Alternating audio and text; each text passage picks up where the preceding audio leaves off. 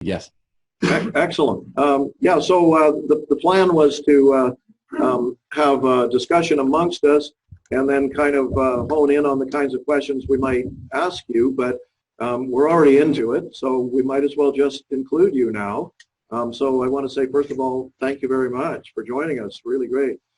We didn't get the kind of numbers that Mark and I hoped we would, but what we do have is a remarkable group of people who are very active in this work.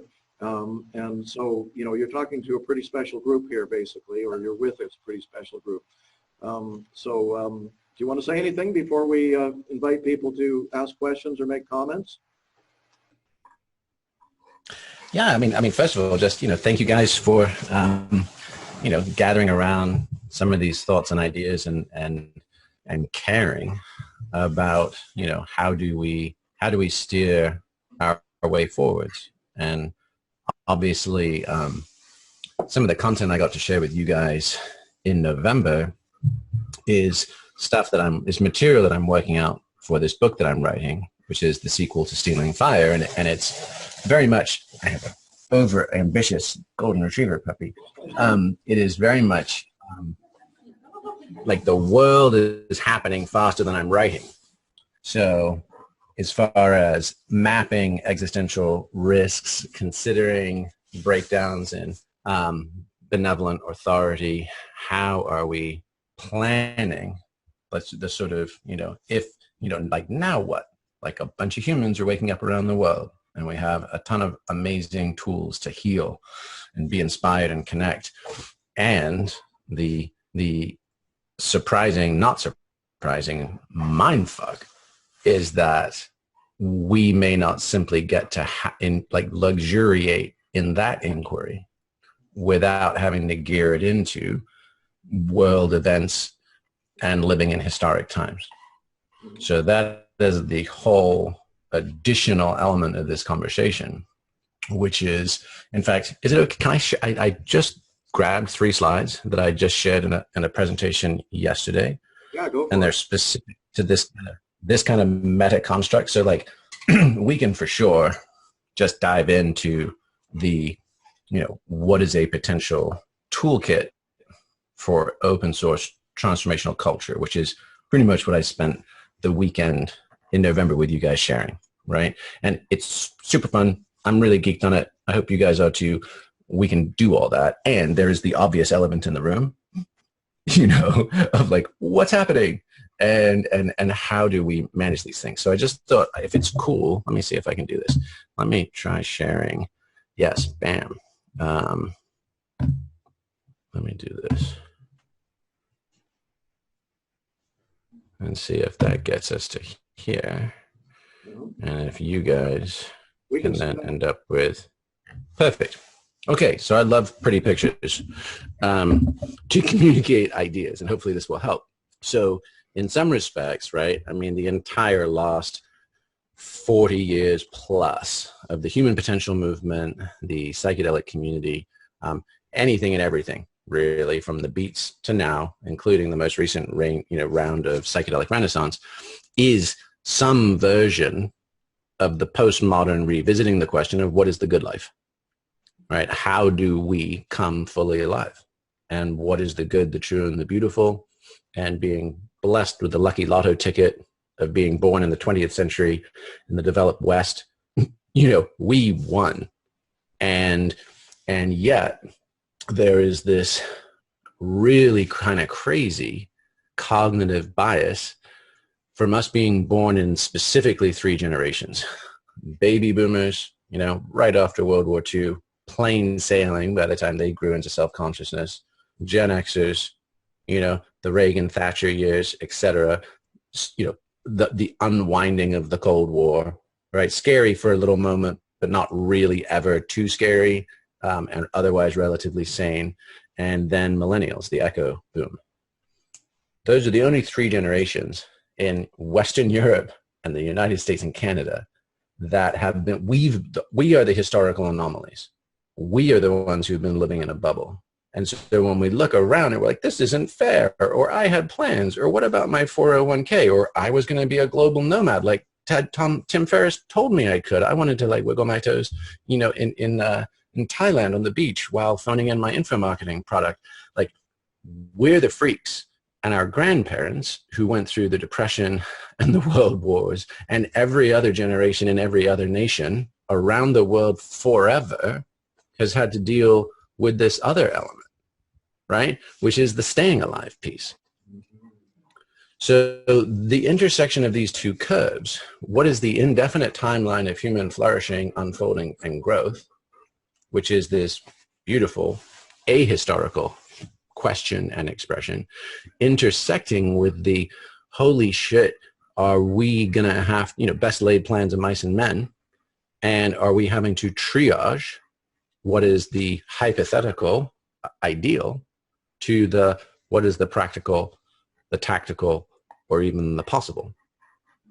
So I have just found myself in a bunch of different ways, even like business ideas or you know, or lifestyle design. I mean, I found myself 1,000 different ways in this last year running up against the goofiness of these intersecting curves. So first, let me just pause there. Is that true for anybody? Is that a shared experience? I mean, particularly in this last month with Corona, these questions, I mean, even as of midnight last night and 14 million Italians quarantined, I've been on some calls with varying folks with high-level degrees of information. You know, is this showing up for anybody else too? Is my first question. I think so. I think so. Yeah. On everybody's minds, and you know, some of us are thinking that the more than the direct effects of the disease, the economic you know, unraveling could be almost irreparable. Mm-hmm. Yeah, exactly. So is this overhyped scare? Is this major hit, like let's say 2008, it's a real thing. It does all the, you know, the 3.5% mortality, highly contagious. It does something, drops us to our knees, but it's a survivable body blow.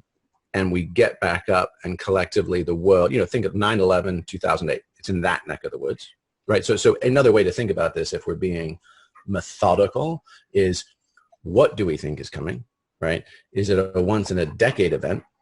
In which case you can roughly include 2008 crash, Iraq, Afghanistan, 9/11, more or less. Is it a once in a century sort of event or even series of, you know, next couple of years? In which case, you know, you got 2 world wars, nuclear atom bombs, Spanish influenza, Great Depressions, Stalin, Mao, right? But that's a lot. Like humans went through a whole lot in the 20th century. Is it a once in a millennium style black swanish event, which includes, you know, obviously all the European wars, colonial expansion, the Black Plague, all that? Or is it once in an epoch, and now we're really you know, seriously having to stare down the barrel of the Anthropocene era? And are we looking at something in there? So that can just be a helpful way to sort of sort and organize our thinking, to calibrate with friends and family. Like, where are you? Are you thinking this year is going to be more like last year, this decade more like last decade, century, and so on? So in some version of that, there's the question of, hey, it's an overhyped bubble and it's going to peter out by summertime. And all of this is, yes, there's macroeconomic churn, there's all this kind of extra stuff, but it's more the sound and the fury than it is the legitimate thing. Option 2, 2008, 9/11, it's a real fucking hit. It goes down in the history books, but we get back up. And when we get back up, there's a lot of pent up demand, enthusiasm, etc. The world, you know, everybody wants to get the train back on the tracks. And then the third one is, you know, a little bit like Empire Strikes Back, you know, where they take the X-wings and they fly the cable around those big you know, like winter stormtrooper, you know, big giant kind of, you know, camel things, and then they go doosh, doosh, doosh, and then slowly keel over and it's done. You know, is this the unwind of global supply chains, macroeconomic stability, etc.? Right? And so are we actually now in full fire drill mode for the beginning and the end, or are we just, hey, hunker down, you know, the worst thing to fear is fear itself? So that's kind of the nature of at least how we've been modeling things. And then there's a couple of additional questions, which is now you might have to make decisions for yourself 2 to 3 moves ahead on the chessboard, because by the time you're ready to, by the time we have enough actionable, trustable information to act, a million other people are also thinking exactly the same thing, and your capacity to move is completely constrained, and or you're out of supplies, and or you no longer have mobility. Borders closed, state lines closed, National Guards deployed, blah, blah, blah. And which side of those constraining forcing functions do you choose to be on? And if you don't want to be on the, and if you map it ahead 3 moves and you're like, well, by the time I learn enough to act on the first one, the third one's not even an option. So I have to jump ahead if I want to preserve my option value on moving to New Zealand or heading to the interior of BC. I mean, with Washington State being, a ground zero in the US, how long will the Seattle-Vancouver passageway be open? If that decision gets shut, especially with precedents, and air cover, Germany will go down in 4 weeks, right? And then it'll be a provincial decision, so it'll be probably at a minimum all of BC or none of BC, and if it's that's in coordination with national decision making. And if the border walls go up in the north, they sure as hell go up in the south. And then, do-doom, do-doom, do-doom, do-doom. And then everybody's sheltering in place. So those are interesting questions. And one of the, another one of these intersecting curves. So kind of you can keep this same drawing. We'll just swap the wording. If you really want to get bare knuckles about this, which is not, I don't have energy in the prepper mentality. Although I'll tell you one interesting actually side data point. If you guys saw the news report that said the Mormon Church, because there was a Freedom of Information request, and they had to disclose how much money they had on hand, and they have $100 billion, right? It's more than SoftBank. It's the largest venture fund in the world. $100 billion cash they're sitting on. They've been buying up acreage and setting up 20,000 person survivable cities in Vermont, New Hampshire. So basically New England, Northern Idaho, these other areas. They're stockpiled.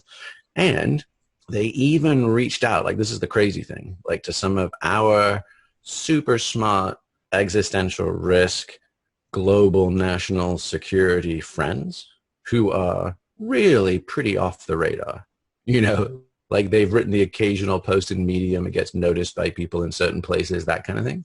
And the Mormon Church had put out feelers to consult with them, like, what should we prepare? What should we be preparing for? How should this go? So like if anybody's feeling the call to the Latter-day Saints, awesome time to be welcome. Excuse me while I take shelter from the storm, I mean, I think that's a Dylan line, isn't it, man? Oh, you guys don't know Dylan. He's awesome. I've got some mixtapes. Yes. So it is interesting. It is interesting. And on that note, 2 intersecting curves to pay attention to, and it's already happening. Like it's already happened with those N95 mosques.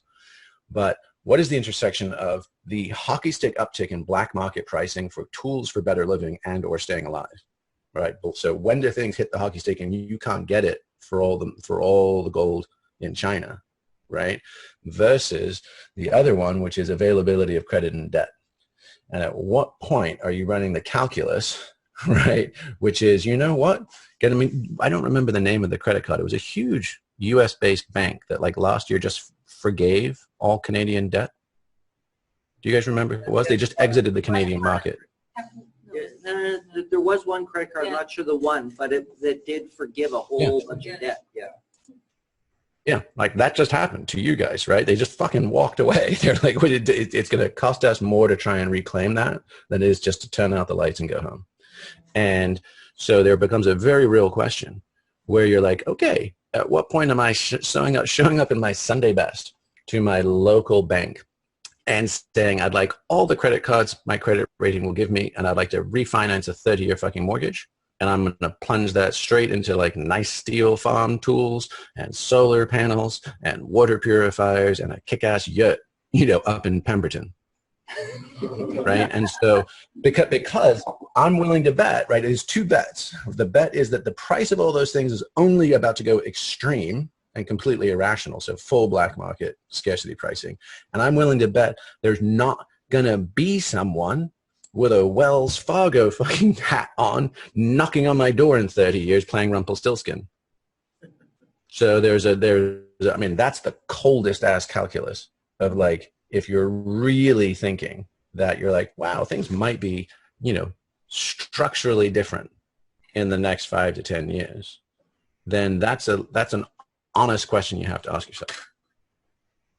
And at a minimum, what we've done is the notion of like 80-20 woke to broke, which is, oh, I'm sorry, not 80-20 woke to broke. that's one of the ones we've been talking about here.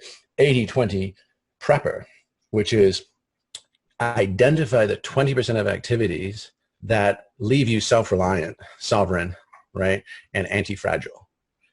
And they're all common sense stuff, like, do you have solar panels? Do you have the ability to purify water? Do you have the ability for rechargeable lighting? Do you have an AM/FM weather radio, right? And do you have some mild food security? And, including like, yes, rice and beans, but, so non-perishables, but also like, do I have the ability to grow chia seeds and sprouts? Like, do I have, like, if I can do that, I'm good. And also, do I have a medical kit and some basic wilderness first aid? Like, excuse me, that's 20% of prep and money and time and everything else. That saves 80% of your ass for up to several months of instability, waiting at fire departments, being beholden to broken emergency systems, and being a casualty, not a help, right? Versus the 20% of just homegrown living. And you guys are in BC, and I mean, your community skews so much more in this direction with the CSAs and the sustainable farming and the sustainable forestry and all this kind of stuff, that you guys are way further along than someone in New York City or LA or anything like that. But the idea of like, I don't want to be that person, and it's still socially penalized to panic, right? Therefore, I can't wrap my head around any massive freak out. So I'm going to sit here and do nothing because I'm looking around and no one else is necessarily quite really acting. And the 80-20 is do the 20, because the worst case scenario is you have a good setup for Burning Man, or a good setup to go camping with your family, right? Or if you ever wanted to charter a sailboat and go around the San Juans in the summer, and now you can, right? So for instance, we have Goal Zero is a great company. They're military spec flexible solar, and you can order 100-watt, backpackable, flexible solar panels that you can jack your phones into. And and you can order a couple of them. You could order a battery with an inverter, and you're in for, like that. You're just in for like 200 watts, flexible. And we've been in process of having Tesla power walls and solar panels installed in our house. And that's like a $30,000 to $40,000 investment. We started with hyper insulating our attic because we're here in Austin, and we're like, okay, if we're going to shelter in place, we have to be able to run air conditioning solar wise, which requires a tight envelope. So we started with that. But now we're like, okay, now we're in a pipeline with Tesla, and all they need is one more power outage anywhere in California, and suddenly 100,000 people are going to decide all at once, all by their own selves, I think today's the day I call up Tesla to get solar panels. And then they're going to be like, oh yeah, that's an 18-month wait. And oh, by the way, all of our panels are made in China, and we're through our existing stock, and there's not any forecast. You don't want to get upside down on that shit. So we actually just ordered those 100-watt flexible ones because we want to have phone, iPad communication no matter what. So I hope that A, is helpful, and B, doesn't like freak anybody out or go hijack a conversation. Because, well, I mean, look, my background is actually expeditionary leadership wilderness medicine. So like guiding in the Himalayas, taking students up on the north face of Mount Everest, hosting off the grid trainings on, like fully off the grid. So no refrigeration, wood stoves, the whole bit, for like groups of 30 to 50 students. We were deep into natural building and permaculture for our whole life. So like, this is actually our briar patch. It's just a freak of life history, whatever, that we're coming back to this now. But we went deep into this space for all the right reasons, for all the same reasons that, most people live in BC, which is we're choosing to live closer to the land. We're choosing to lighten our footprint, right? We're choosing to be self-sufficient and reliant. So really, anything that's in that neck of the woods, which is worst case scenario, I'm a little more self-reliant and or could gift someone who really needs this. If it turns out not to be, absolutely essential for myself, Go do that stuff now. And spoiler alert, all the preppers are already, like all those stores are already sold out of everything. And even the like Shaker, Quaker, natural home stores and that kind of stuff are backlogged on key stuff. So someone just wrote, can we please talk about psychedelics? Well, yes, but the point is fucking in what context? So I am happy to talk about psychedelics. And we will actually now get to, because this just doesn't matter a damn if we're all tripping in the ruins. Hi, Jamie. This is Ellie. It's great to hear you today, and I really appreciate a lot of the things that you speak about and a lot of your ideas. I'm particularly interested about the commercialization of psychedelics, and I'm wondering if there's any good way to go forward, given that, you know, psychedelics are part of the pharmaceutical industrial complex. Like, is there any good way to go forward? Is there a Woodstock way? Mm-hmm. Yeah. How about this? Let's come to that and just give me 3 minutes to finish, because now we're going to be bridging into memetics and how are we interpreting the story. Because if we really want to talk about why are you guys together with Spirit Plant Medicine, what did we have to share in the fall? This is how do we create basically resilient transformational culture, right? For a happy world. Yeah. And it happens that there are a number of forces that are at play, and commercialization and all of those is absolutely one of them. What I want to point out, and this is true for the psychedelic renaissance, is the idea of and how strongly encoded are our hopes for some salvation narrative, right? And if you guys are interested in taking a deep cut, there's a book, really, really interesting, by a London School of Economics professor of European philosophy, and it's called Black Mass and the Death of Utopia.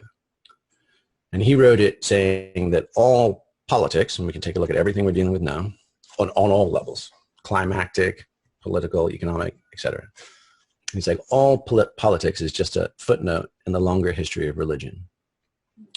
And that in the West in particular, we have a linear sense of time, and we have a deeply embedded and encoded story of redemption narratives that starts with the Judeo-Christian tradition and the Alpha and the Omega, right? Most indigenous societies are circular in their time sense, right? Especially equatorial communities where it's just every day is the same. The sun doesn't move much, right? And time is sort of elastic and circular. And that one of the central inventions that gave us everything we have in Western society, Protestant work ethic, etc., is collapsing that circle into time's arrow. And as a result, whether it's man, you know, Adam and Eve falling out of grace in the garden, and then Jesus is in the second coming. So there is the beginning, there's the Alpha, and there is the end, the Omega. You connect those two, that is the line, that is the time's arrow of history. Or it's communism. Man is born everywhere in chains, right? The bad event is capitalism and the ownership. The happily ever after, right, is the proletariat casting off the chains and communist utopia. Or whether it's neoliberalism and the Arab Spring, and the idea that, hey, this is Francis Fukuyama and the end of history, right? The idea that free market democracy, right, is the pinnacle of human civilization and organization. Or whether it's blockchain and cryptocurrency, or whether it's the psychedelic renaissance. I promised you I'd get back to the point. We are hardwired to yearn for these escape hatches. And when we hear them, they feel deeply true, because it is one of the root mimetic codes we deal with. But there's a question, which is, are we in fact looking at a hockey stick that if you pan back far enough is actually part of a circle? And this is where you have the Steve Bannons, this is where you have the rise of populism and European traditionalism that's happening right now. And they're saying, oh no, global secular humanism, the values like all men and women, all children, all animals, all sentient beings, our planet, all entitled to dignity and rights. They're saying, that's a degradation. We're actually looking to take this fucker off the cliff and bring it back to a prior, earlier state that we deem more important and more valuable. So that was just, so thank you for bearing with me. I understand that was a little awkward and maybe was a buzzsaw, across the conversation that you guys might have started having. And I'm happy to jump in now to discuss all things psychedelic, right? And transformational community. But it's critical, if we're going to be leaders of what's happening, that we understand the context, and especially if we're actually sourcing higher level information, and especially if we're standing witness to and as stewards of people's trauma relief and healing, that we actually have durable stories that are anti-fragile themselves, and that we don't get seduced, because the more undigested grief we have in facing what do we do now, the stronger the temptation to buy into a rapture ideology, right? One that lets us off the hook for solving the impossible parts. And we spend more and more time energizing and fantasizing about the redemption story, the happily ever after. And I would advocate that it's critical that we actually put our feet on the ground for ourselves and for everybody that we're leading. Because otherwise, what will happen in these psychedelic states and experiences is that people will have these, they will come unstuck in time, they will access Kairos and Chronos, they will see a perfectible state or a whole state or beautiful, goodness, truth, and beauty. And then when they come back to reality, it's going to be too much. It's going to be untenable. And they won't be able to make sense of the delta between, in Kairos, it is all perfect and already done, and in Chronos, it's a wheels off shit show. So, and then the temptation to just keep going back to Kairos and just camping out. There's, it's the old stories with like Black Mirror and like VR and all those kind of things. It'll be that with psychotechnologies. So as far as the question on commercialization, et cetera, what I think is already happening and what I think we will continue to see happen is that we will get Prozac Nation 2.0. Like that is 100% happening. We will have market capture by venture capital, et cetera, and it'll be like, now with new and improved 5-HT2A receptor sites, we'll do that. It'll just be a serotonergic drug enforced system. It'll be moved into that world. The redesigner drugs, they're taking stuff that's off patent, tweaking molecules, bringing it back on patent, then throwing up proprietary IP defenses behind it, handwriting legislation, paying off lobbyists, getting these things, which are now the Psychedelic Consumer Safety Protection Act, which will actually secretly only allow Compass Pathways and a handful of other folks to manufacture legitimate stuff, right? As organic and natural things grown become sort of either criminalized or marginalized, right? Those are all the market incentives down the big pharma VC route, right? And then we'll see really good people also doing their level best within that system.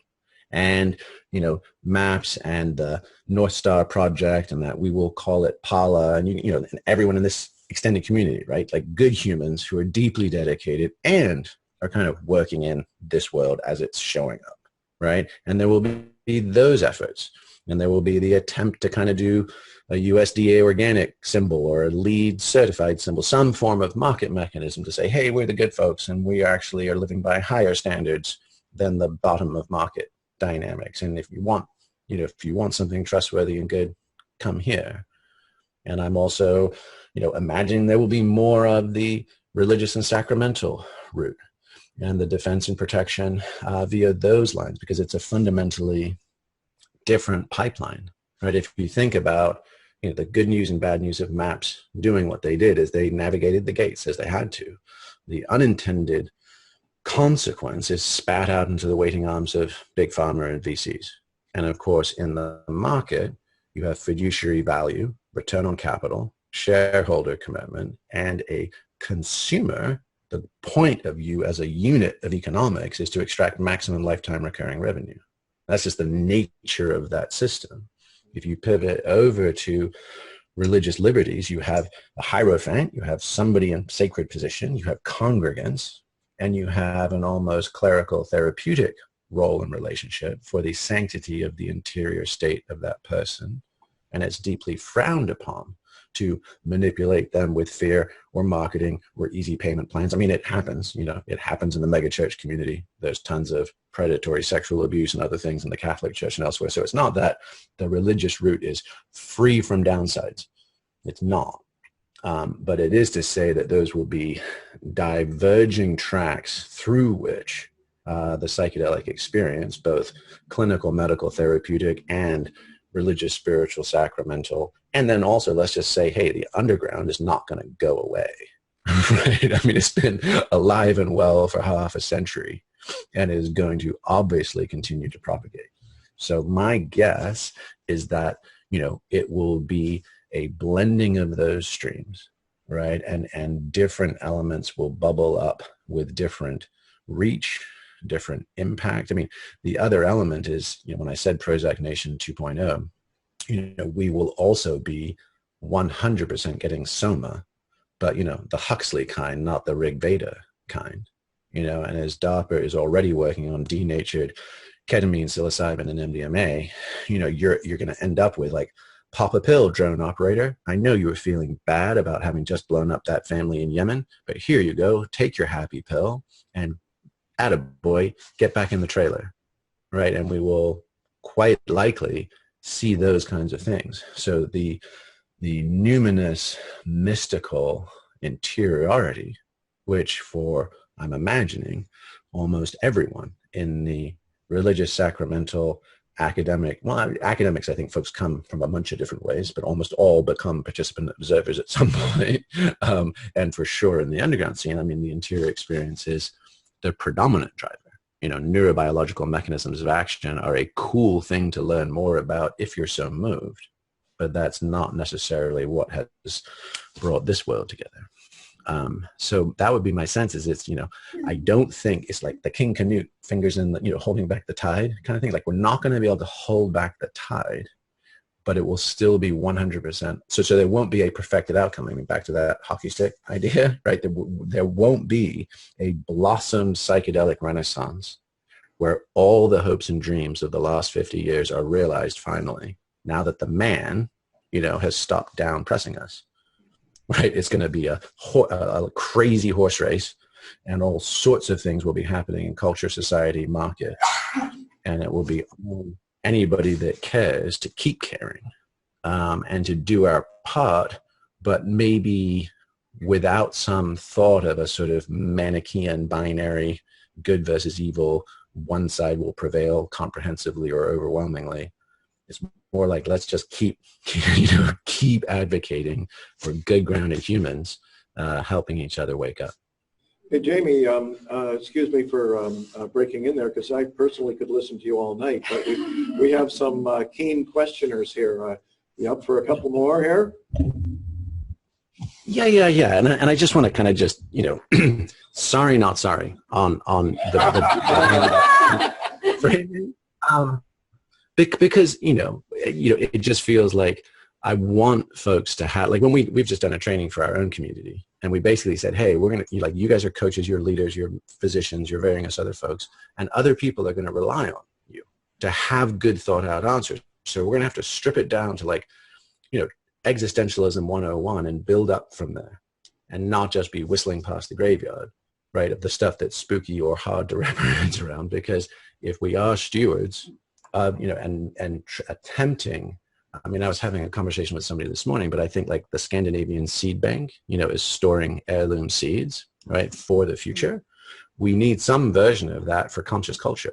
What are our lifeboat communities that the same way like those Irish monasteries held the Greek and Roman texts that then got rediscovered and seeded the entire Italian Renaissance? Like, what are just those beacons of light? And how do we steward these communities through potentially some shiny times? And if psychedelics are our sacrament, if psychedelics are a medicine, and if they're helping people mend and heal and then come back to themselves and each other, that's the bigger context. So now I'm all in. Let's geek on anything in particular on the psychedelic community. So Andrea Langlois, major player in ICEERS. I don't know if you know ICEERS, but she has a question here. Yeah, so I just want to actually dig into what you were talking about, memetics and story. And I do agree with this idea that psychedelics are going to save the world. We all play with this discourse, and I was wondering if you have ideas of alternate memetics or stories that we can be telling that isn't going to just stick us into that rut of the salvation discourse. Mm-hmm. Yeah, well, I mean, you know, like one version was that invitation to the great game that I think I shared with you guys, right? You know, that had those kind of like there's an infinite game and an infinite number of dimensions. Here's the thing, and by the end, it's like, hey, can we turn as many non-player characters into characters and as many characters into architects as possible, and then stay awake, build stuff, help out, right? So that's a version of a flexible story. It doesn't have content in it. It doesn't tell what we're seeing when we go these different places, but it's saying, hey, this might be a way to look at that greater story of the infinite game. And I think that the notion, like what's come up for me since we were together in person, I've been thinking more and more about what really, mimetically, what feels at stake right now. And I think it's actually the most concerning thing, because if we lose this story, we're really, really going to be hard done by, which is that the post-French Enlightenment was the blossoming of the infinite game in its clearest expression, which was to say inalienable rights for all of humanity, regardless of caste, class, or creed. And it was a wobbly-ass expression. It's been co-opted, hijacked, perverted, mutated 1,000 times since. But for a long, long time, right, the foundation of the United States, Canada, Western Europe, NATO, Geneva Conventions, you know, World Bank, UN, you name it, right? Most of our best aspirational goals and institutions have sprung from that premise. But it is a fragile thing, because what we're seeing on both sides, whether it's alt-right and ethno-nationalism or SJWs, who are saying just burn the whole academy, burn it all down, we're actually seeing a regression of saying, no, no, no, no. Everybody doesn't deserve what we deserve, and we deserve ours first. And the thing about that finite game, I mean, you know, is that it is evolutionary biologically encoded, right? I mean, oxytocin, right, people say it's the love drug, the cuddle hormone, all those kind of things. And it is also the mother to child. It's also the lover to lover, but it's also the tribe and tribe and tribe. And it actually increases trolling. It increases ethnocentric behavior. It increases, it increases basically ethnocentrism and us and themism. And so what we're experiencing is this is not a fair fight, mimetically speaking, between the infinite game, this noble, fragile thing that, you know, Steven Pinker has spent so many pages saying, please don't forget this. This is really important, right? And we need to double down on our commitments to it, even when times are choppy, because the finite game on both sides, and this is the irony, right? If you think about the most rabid social justice warriors and the most rabid 4chan alt-right trolls, they would perceive themselves as sworn enemies. But from the mimetic level, they're on the same fucking team. They're all saying, this shared promise is bankrupt. We're going to monkey wrench it. And we're going to take the wreckage and either claim the king of the hill or take the wreckage and go build something else. And so what we've got is, you know, after oxytocin, everything is aspirational and fragile. So after ethnocentrism, that's the last thing we are, you know, like E.O. Wilson, the Harvard biologist, you know, famously said, we have Paleolithic brains, medieval institutions, and godlike technologies. And so those Paleolithic brains are tribal. And so what we've got is it's not an even meme. It's not toe to toe, may the best idea prevail, right? Which you might see in a Tom Friedman or David Brooks op-ed in the New York Times, right? It's actually asymmetrical guerrilla meme warfare, where all the finite game players have to do is scramble the fucking eggs. That's all they've got to do. The infinite game players, inalienable rights for all of humanity and hopefully even the ecosystem and all animals, right? That's putting Humpty together again. In fact, in a way that Humpty has never been historically. And so we're there with tweezers and microscopes and super glue, and these other guys are just like, bah, bah, bah, and we win. And here's the irony. This is, you know, to carry the guerrilla warfare. notion a notch further, which is when you are on the guerrilla side, you never want to face the Imperial army on an open battlefield, right? All you want to do is nip and attack and nip and attack. And in fact, in this particular one, all the tribalists of any stripe, right, have to do is poke, prod, frustrate, agitate, provoke any infinite game player to the point where there's a schism and there's an us and a them. And they've won, right? So it's like propaganda, where like Russian propagandists are like, the goal isn't to replace the truth with a lie. The goal is to muddy the concept of truth so thoroughly that people give up searching for it. And so for finite game players, they don't care whether they actually persuade you to become an incel or force you to start watching Dave Rubin, right? All they need is you to hate them as much as they hate you. And we're down the second law of thermodynamics. We've lost to the pull of entropy. So just to acknowledge like that is not to bum us out, right? That is to actually galvanize us and realize that this is not a fair fight, right? And that even passivity, even meeting in the middle, won't be adequate to the task, right? Because of the vectors and the asymmetries of what we're trying to do. So as far as stories go, my strongest hunch right now is we don't have time for new, different, fancy pants stories. That in fact, what we really want to be doing is narrative judo. And you want to go to the heartlands, right? Go to Saskatchewan, go to Kansas and be like, what are your values? Because the progressive left has completely abdicated on all the strongest things like courage, honor, duty, sacrifice, service, loyalty, right? What do we talk about? We're talking about gendered fucking pronouns, and intersectionality. Like those don't rally anyone for anything ever. And you have the center right getting persuaded by the far right that the far left is so apeshit that the center right could never see themselves there and identify. So what is the middle of the bell curve where we can dust off traditional values, dust off communitarianism and mutuality and mutual aid and support, whether it's Amish barn raisings, right? Or volunteer fire departments. Like there's a lot of Americana, and I'm imagining this is also true in Canada, right? There's a certain sense of like rugged self-reliance and community support and deep core traditional values. And how do we take those, dust them off, reformulate them, and create grassroots community movements that help support anti-fragile communities, standing on their own 2 feet, helping out neighbors, being decent, homegrown humans? And what are the value systems that are so deeply ingrained that you don't need to do a Michael Bloomberg and spend $100 million trying to get an idea out, right? Why not take stuff that has centuries of reinforcement? And so if you think about, and I had this experience, it got me thinking, which the Denver airport, and we were in one of those, trains that take you between terminals. And this Chinese woman, right when the train stopped and the doors started to open, she just really quite aggressively barged past like 6 people to get out first. And I just told myself the story. I'm like, oh, she must be super late for her connecting flight.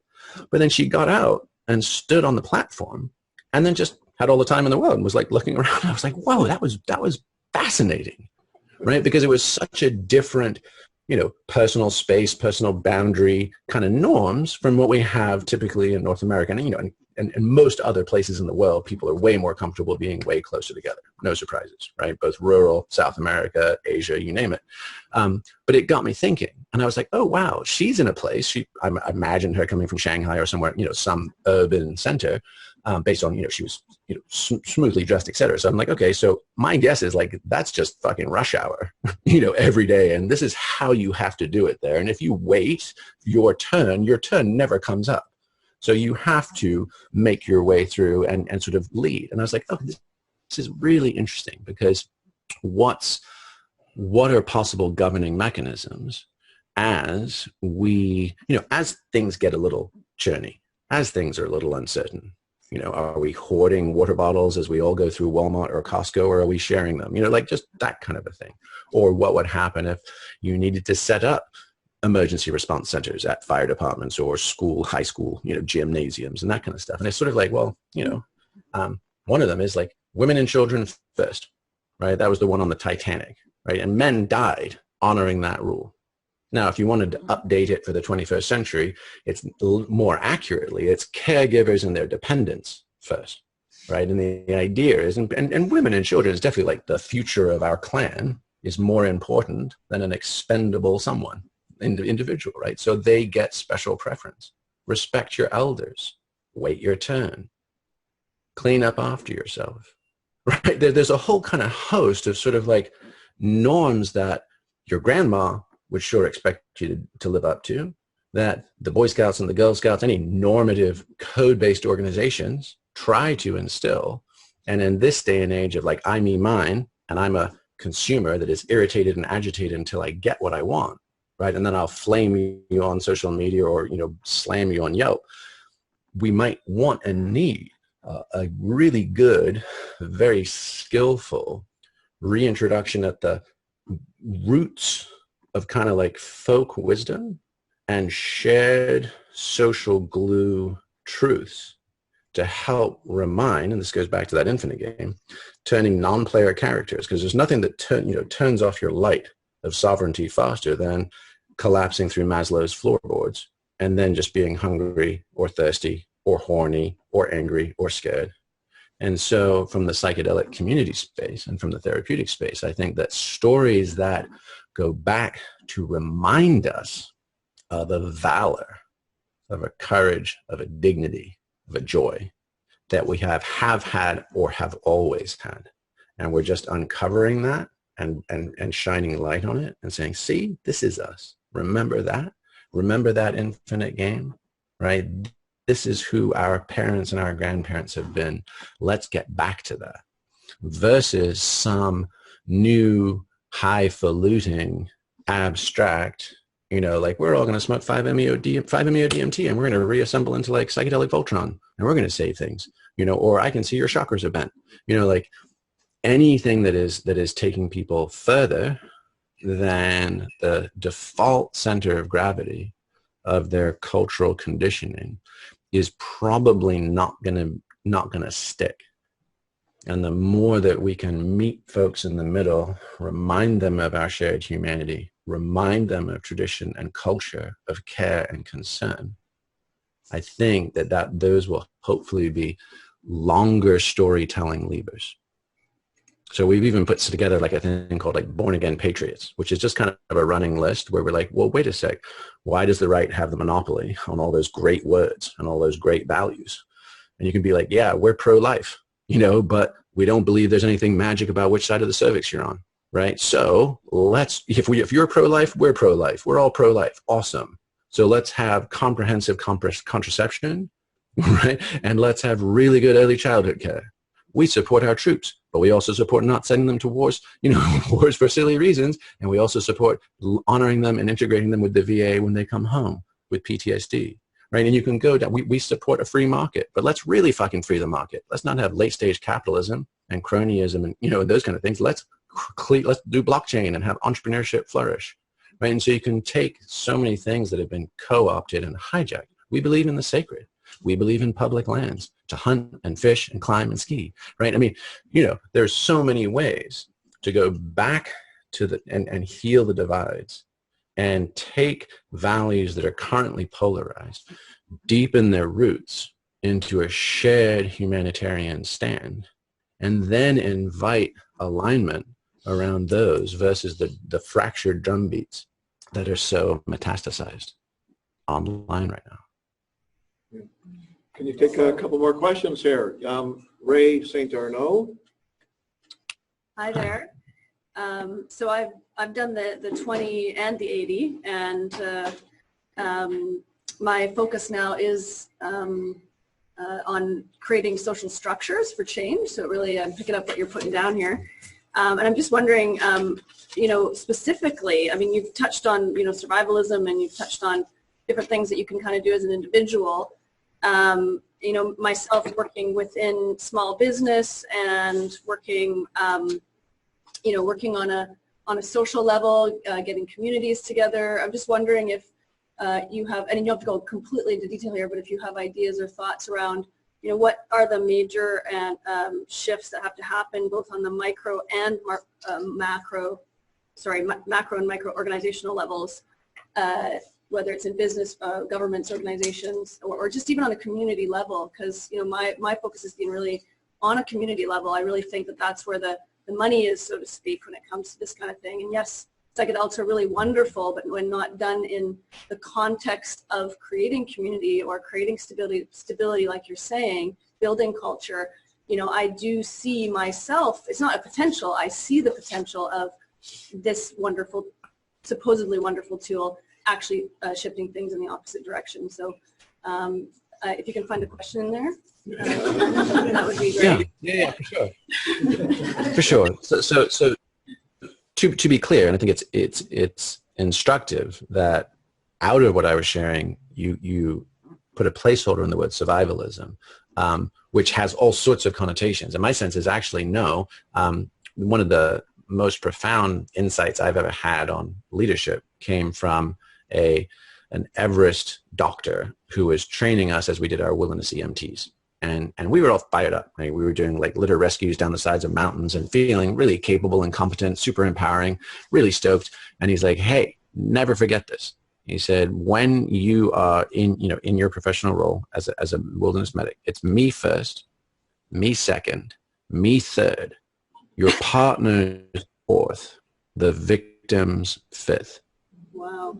And that was so jarring and so against everything I felt. I was like, I've got my Superman cape. I'm going to fucking be useful. Yay. And he really didn't let us off that hook. And because he said, look, you're the ones with the knowledge. You're the one. And if you just go rushing into a burning house fire, or you go rushing into an avalanche zone or a raging river because someone else has already had something bad happen, and then something bad happens to you, right? At a minimum, you've just fucked your partner, because now they got another person to rescue, and someone with training that they were relying on is out of the picture. And so the idea of like sacrificial service is actually the most selfish thing possible. Because we're the ones who know how to fish. And so the idea is not survivalism, but simply anti-fragility and self-reliance. And so like in a backcountry situation, when we would run expeditions, it was like, do I have pure water, access to purified drinkable water? Do I have a fuel source? Do I have food? Can I sleep warm and dry? So basically shelter in a sleeping bag. Do I have a map so I know where we are? And do I have any specialized or technical gear to navigate this terrain? That's it. If I have those things, the wheels can come off. We can get snowed in for a week. We can have avalanches, rockfall, floods. And if none of that happens, we can go choose something fun and hard to do just for the funness of it. But if we're missing any of those things, we are basically in a slow motion or hasty retreat back to a trailhead and back to civilization, because we're no longer self-sufficient. So it's just thinking in those terms, right? And FEMA, I mean, the head of FEMA in the fall, so it was, I think, when the California fires were coming, and he literally went public. He's like, America, do not think of FEMA as a 911 service. We are not, and we are not going to be able to, right? So just that, it's not, go full prepper and be in freak out. It's not that at all. It's be a homegrown human standing on your own 2 feet so you can get back out and be helpful and of service in a sustainable way. And then as far as the role of psychedelics, there's a fascinating paper. I think there's an anthropologist at the University of Oxford right now who's been doing a study on global use of trance ceremony, basically, in which I think you could safely insert psychedelic sacramental experiences. And they found that in particular with the Kalahari, but some other African tribes as well, that the incidence of trance dance went up during times of tribal instability and conflict. They actually used it as a social coherence reset. And so the question can become here, which is if, I absolutely agree. I think it's the grassroots community stuff. Like we're not going to be influencing WHO, CDC. I mean, there's tons of smart people already in those plays and in those layers. Viruses, microbes, wildfires, tsunamis will be happening. Those are, in some respects, deus ex machina kind of things. But what we can absolutely do and must do is the grassroots, local, communal. And if there is a role for the psychedelic experience, not catch as catch can, but potentially, especially for like wisdom keepers, elders, leaders of the community, and then obviously whomever else in whatever format, rites of passage, et cetera, but like particularly in this instance, kind of mapping real-time uncertainties, using those experiences to both gain insight and gain wisdom, but also gain trust and coherence, such that we can cooperate and not decohere when things get hard. I think that's potentially one of the strongest, not short-term tools, but kind of one of the strongest emergent uses for psychedelic ceremony in these formats. And then, depending on conditions and the kind of luxury of this, also communal renewal. So it allows us to digest our grief so that people don't get increasingly overburdened with the stress, the uncertainty, the anxiety, and even the actual suffering. If there's loss of life, if there's loss of just future dreams, options, whatever, there's going to be a lot of need to metabolize grief not only in a one and done way, like adverse childhood events and the things that are in our systems and haven't been dislodged ever, but then in a recurring and ongoing way for renewal and remembering. Because as we become dismembered, we forget. And so that remembering, both for us as people, individuals, but also for us as leaders and as communities, becomes really central. And I think there's the Santa Cruz community, and I'm imagining if they're doing it there, it's happening elsewhere, but are actually hosting grief gatherings and have been for some time. And they really arose during the wildfires of the last couple of years, where there was just a ton of carnage through that kind of Big Sur to Marin watershed. And they were actually making ritual out of it. And I think rather than the shoot the moon, we're going to go, ride the Anaconda Milky Way highway, the kind of, slightly more either recreational or speculative use of psychedelics, the idea of actually inserting them back into an appropriately sacramental context for community renewal could be a really powerful complement and supplement to the, just brass tacks practical elements of community resilience. Great. Thank you. That was Somebody awesome. else? Dennis McKenna here. Thank you so Hi, much. Dennis. It's been fascinating, Jeremy. Thank you, Jamie. I'm sorry, Jamie. You are one of the most articulate spokesmen, commentators on the current cultural and global dilemma that we face. So thank you for being out there and propagating your message. As I listen to this dialogue, there is talk about the therapeutic uses of psychedelics. That seems to be one side of it, and the science and the inevitable co-optation and of psychedelics, an attempt to essentially desacralize psychedelics and just look at them as medicines that can be used to help people, and that with mental problems, and that's very good. But as Bob Jesse has said, they're also useful for the betterment of the well, and then that's the spiritual side, or that's the you don't have to be sick, obviously, to benefit from psychedelics, to learn from them. But I think there's a biological context beyond simply it's either sacramental or therapeutic. If you look at if you sort of look at this from the 30,000 foot level, what we're witness to and what we're participating in is a biological process, a coevolutionary process, if you will. Mm. You know, I'm a believer that in the sort of Gaia hypothesis, the idea that the community of species on the planet is intelligent. Not like we are, but it's intelligent in that it responds to its environment and it attempts to optimize. And I think the community of species recognizes that the monkeys are out of control in a certain way. The monkeys have fallen asleep and they are destabilizing all the systems that are keeping the global planetary ecosystem functional. We're pushing the envelope on all of the parameters. And I think that one reason the psychedelics have broken out of their cultural context, the indigenous context. Indigenous people have been the stewards of these sacred plant medicines for thousands of years. And that's great, and we owe them a debt. But now it needs to propagate the message to a global audience. And so you see things like ayahuasca and mushrooms, they're suddenly stepping out of their indigenous context. They're propagating a global message. And from the biological context, this is a manifestation of coevolution, you know, and symbiosis. And this is something that is not discussed that much in this context, the idea that these are symbiotic partners with the human species.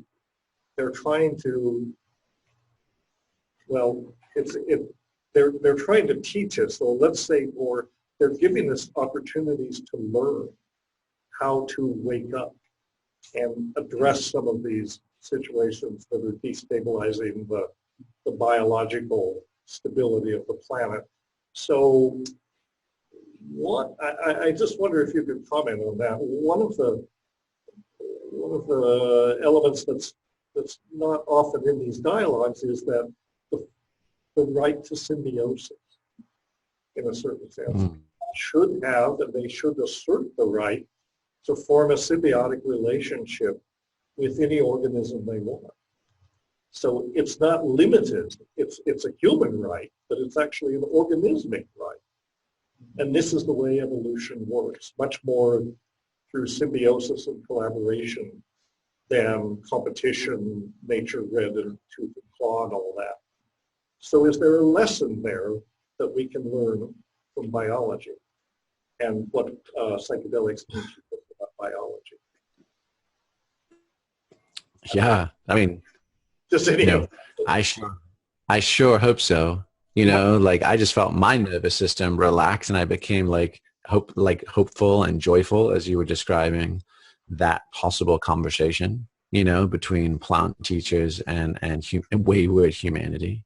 And in fact, I mean, that reminds me, 20 years ago, we were under a full moon, hiked like up above Multnomah Falls into the, Columbia River Gorge, so that neck of the woods. And it's, your guys' neck of the woods. It's spectacular. Like if a pterodactyl or a unicorn had come through, we would have been like, yep, totally in place. And we were on some beautiful cubensis, and at the time had an acoustic. We were by the waterfall and had in the middle of the night and had this beautiful acoustic hallucination. I could just hear chainsaws and sort of bulldozers, and obviously they weren't there, but it was sound as the day. And I was like, and in that moment I was like, oh, and we were actually christening our newborn son in those waters. And I was like, okay, so we devote ourselves and our son to protect this place, to protect this ecosystem, Cascadia,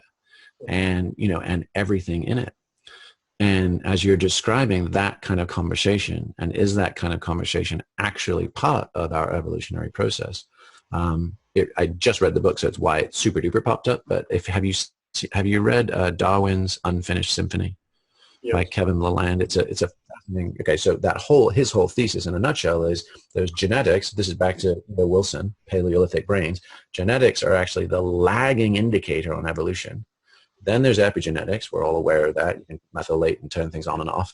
He goes, but then there's culture and language and learning.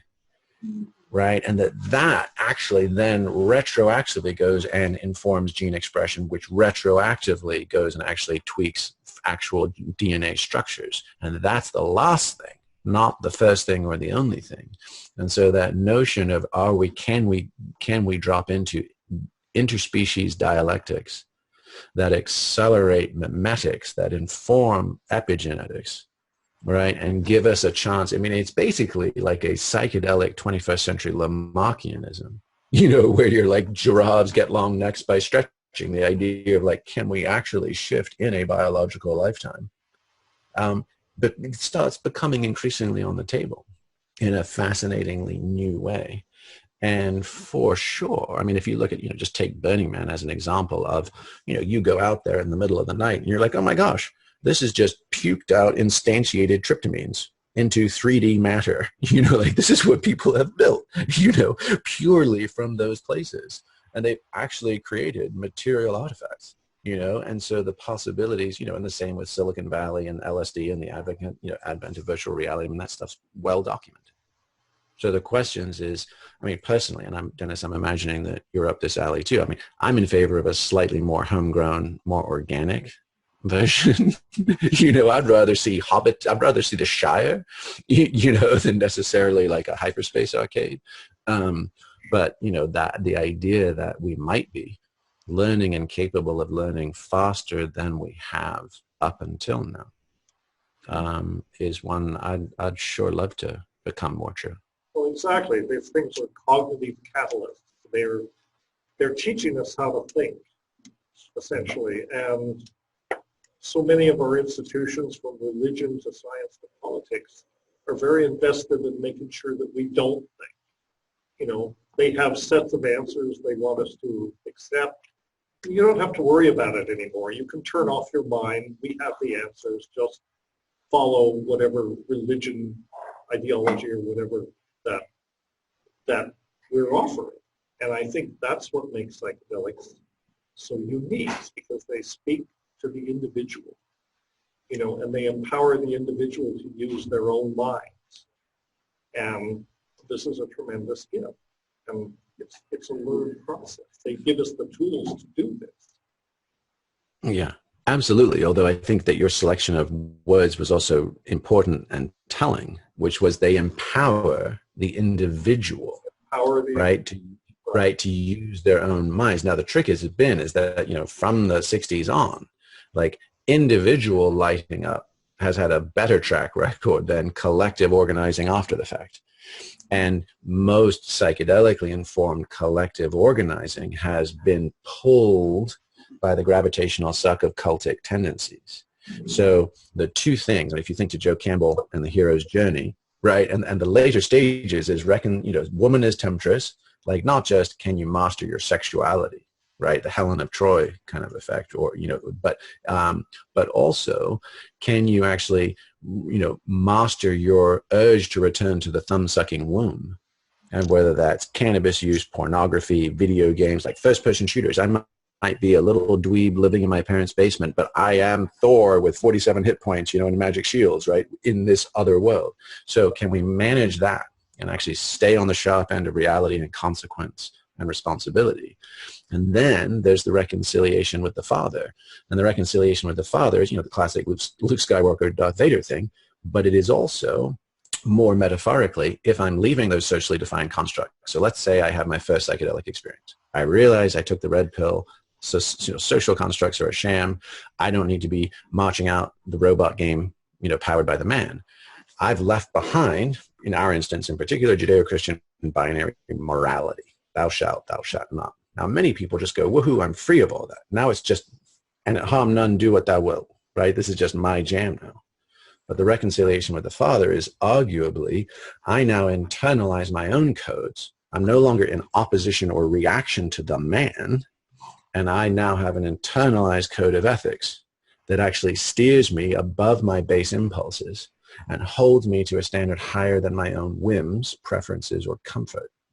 And so when we cover that 10 suggestions, right, that 10 suggestions is 100% an attempt to create a post-conventional ethics, right, that can help guide. And then we get into the now what happens when we connect these circuits together, not just in isolation, and then how do we not end up puking the golden shadow onto the hierophant or leader of the monkey crew, who then takes on the shine and ends up getting corrupted by the light and succumbing to groupthink and all of those other things. And we didn't talk about the ethical cult stuff when I was with you guys, did we? Yeah. We did. Okay, so then that, right, that whole setup. And so my sense is if the plants have some extras on that, you know, like post-conventional collective coherence without all the stupid stuff we monkeys have done a lot of in the past, I would love to hear that. And my sense is that performative ritual, no one grabbing the one ring of power, like creating fellowships to hold, governance, leadership, having them be gender balanced, having them be diverse, having them represent different folks, and making sure that as in like dynamic subordination, sometimes you do need somebody on the steering wheel. Sometimes, especially in emergent situations, you need clear, decisive, directive leadership, and that's appropriate.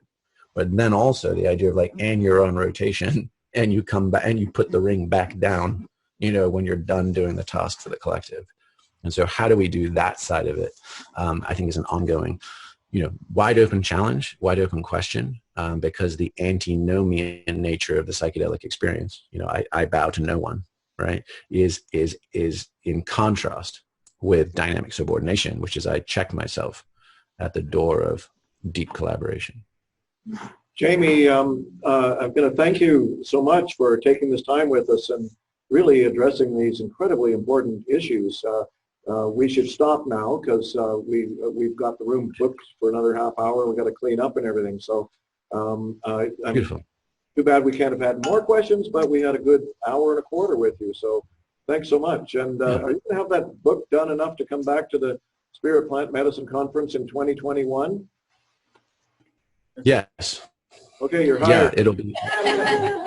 I'm trying to think. When even is this? This is coming November. So yeah, I will be done. A half from now. Yeah. Oh yeah. Yeah.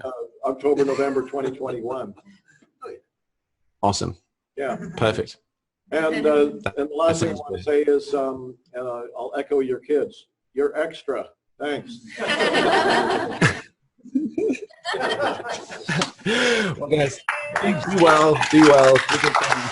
Thank you all so much.